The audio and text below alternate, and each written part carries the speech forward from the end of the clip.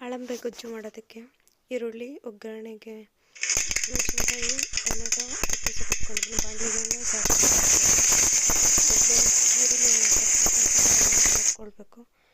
ಈರುಳ್ಳಿ ಒಂದು ಸ್ವಲ್ಪ ಕೆಂಪಗಾಗಿ ಆದಮೇಲೆ ಒಂದು ಸ್ವಲ್ಪ ಕಲರ್ ಚೇಂಜ್ ಆದಮೇಲೆ ಮೆಣಸಿನ್ಕಾಯಿ ಒಂದೆರಡು ಮುರ್ಕೊಂಡು ಹಾಕ್ಕೊಂಡಿದ್ದೀನಿ.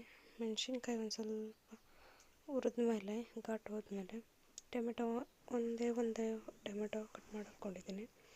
ಒಂದು ಟೊಮೆಟೊ ಚೆನ್ನಾಗಿ ಒಂದು ಸ್ವಲ್ಪ ಮ್ಯಾಶ್ ಆಗಬೇಕು.